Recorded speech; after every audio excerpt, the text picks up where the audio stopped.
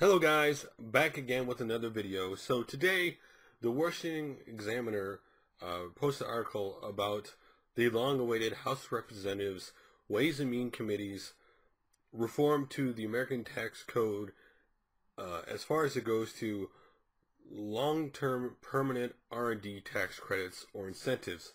And the reason they're doing it is for the longest time, American companies haven't had these incentives like the foreign counterparts already have long-term R&D tax credits. But what got everybody kind of noticing in this bill is that in page 24, there's just a little thing in there that says creators of violent video games will not be allowed to get these tax credits, which would be discriminating against a single group. Again, clearly not paying attention to the big survey the government did last year that showed violent video games do not make people violent. There's no correlation between violent video games and violent people. There's no coordination between violent video games and the people that go crazy and go shoot people. There's just no coordination to it. There's no proof.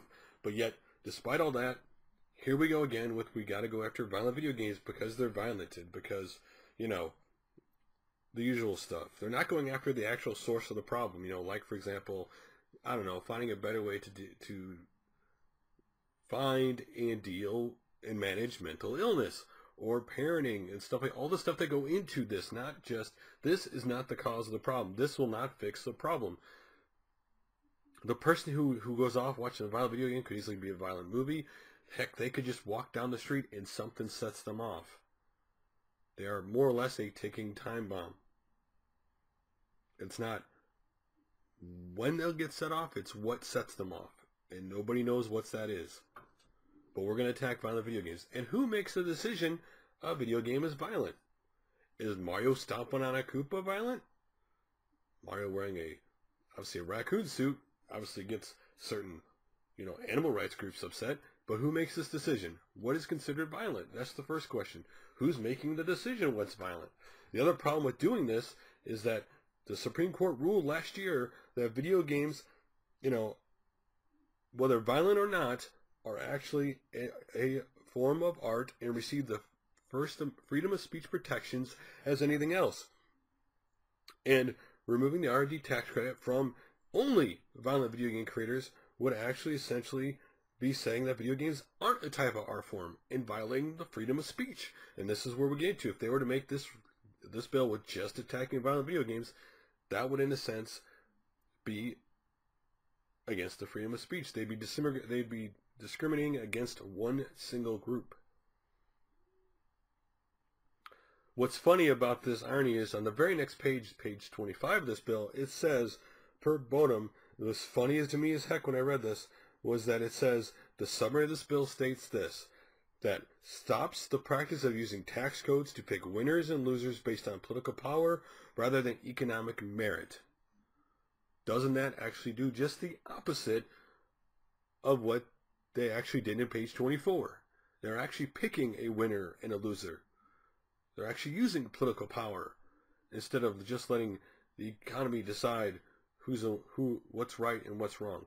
You should always let the people decide what's right and what's wrong. The problem is, again, it's the same way with the internet. You have these old people in Congress or people in Congress that quite frankly have been either corrupted by the power or paid off, or have people who are paying, they're in people's pockets, or, so many different ways that they don't do what's best interest of the people. This, in no way by taxing violent video games, are you actually going to get rid of violent video games, because if so, let's say Call of Duty can sell almost $1 billion on launch day, tax credit or not, you're still going to get Call of Duty. You're still going to get Battlefield.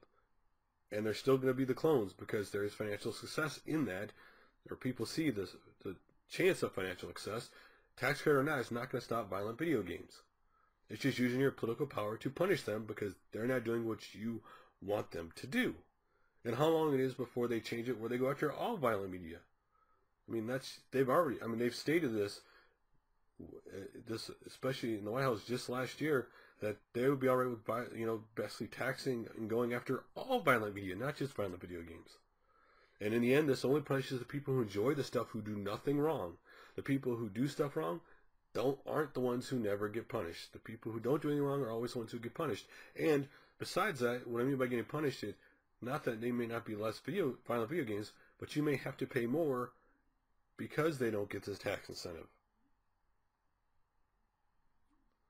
So what do you think about the fact that in this bill they're singling out violent video game creators as no funding? For example, EA, they make Battlefield 4, which I'm sure they would consider violent, but they also make FIFA, and they make Sims and games that may not be violent at all, but yet they would be punished by this system. It's always better to let the market dictate what people like and don't like than let politicians dictate, because if politicians dictate, they always get it wrong. So what do you think about this bill? What do you think about taxing violent video games not being able to get a tax credit or incentives in any way? What do you think about violent video games? I'd love to hear your guys' thoughts on it. I know for me, like when I used to play Grand Theft Auto Vice City on the PlayStation 2, for example, I'd have a frustrating day at work. I'd come down and say, I'm going to pop in Grand Theft Auto, and I'd take a car, take some people out, and I kind of a way of relieving stress. I think a lot of people who play those games is their way of relieving stress. I don't think a lot of people play those things, and I get they're going to say they're protecting the kids, but let's be honest here. Let's be totally honest. We were all kids. If there was something we weren't supposed to see that we wanted to see or play or do, we would find a way to do it. The same thing's going to happen. It's up to parent and the guiding people in life to teach them what's right and wrong. Sweeping something under the rug doesn't actually fix or actually deal with the problem. It's just sweeping under the rug. That problem will still be there.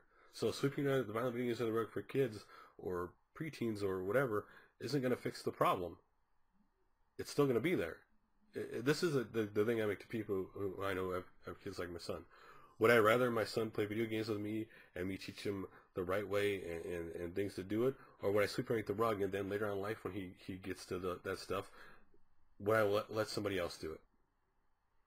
Again, a lot of these things they do today are like, oh, well, we don't think the parents do the right job, or we don't think the guiding people in people's lives do the right job, we're going to do it for them. Or instead of fixing the problem, it's sweeping underneath the rug. Anyway, I've talked about this way too long, you guys. Love to hear your opinion on it, and I will talk to you guys again soon.